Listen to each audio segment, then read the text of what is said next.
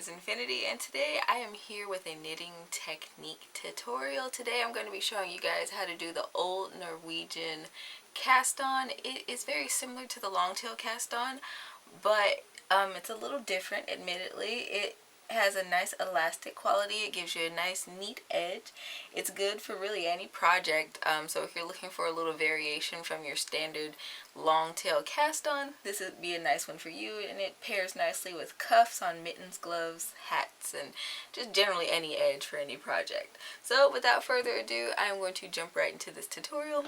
So we are going to start this cast on as we normally would with a slip knot and a super long tail. So you can see I have about, I don't know, 8 inches of yarn pulled out. So we are going to position our yarn in a way that we would normally do it to create our cast on stitches. However, for the old Norwegian cast on, what you're going to do is you're going to go under both of those loops that are around your thumb, and you are going to insert your needle in the loop on your thumb, and this creates like a crossing. There's like an X here, if you guys can see that.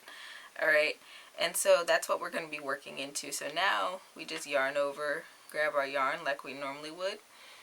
We're going to drop the loop off of our thumb, and we're just going to pull that tight, but not too tight, you know, loose enough to work your stitches in later.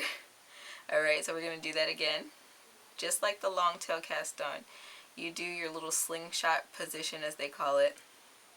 You're going to put your needle underneath both strands of that loop on your thumb.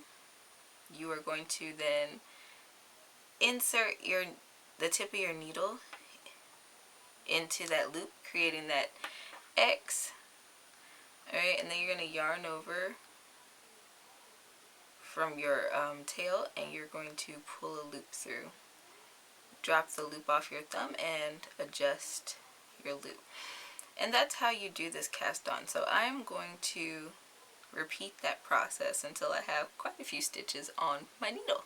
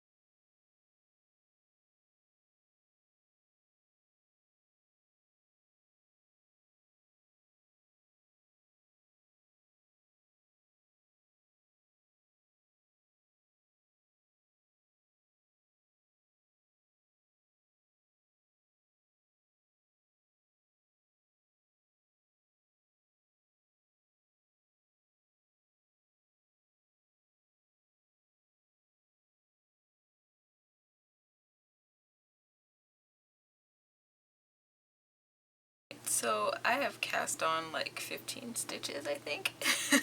This is what the front of the cast on looks like here. Just try to focus that in. This is what the front of the cast on looks like, and then this is what the back of the cast on looks like. So either way, it looks really great. Like I said, it's perfect for most projects. So if you are looking to do something a little different than your standard long tail cast on, this is the perfect method for you. I hope today's tutorial was helpful. If so, don't forget to leave me a thumbs up. You can comment down below, let me know how I did, or what kinds of content you would like to see in the future. You can check me out on all sorts of social media. I'm on pretty much everything except for TikTok and Snapchat, so I have a little something out there for everybody. Over on Instagram, we are almost at 400 people. I am super excited to hit that milestone, and you can check out my website for more knitting and crochet tips and tricks. I typically post knitting tutorials on Wednesdays at 9:30 a.m. CST, and until next time guys, happy making!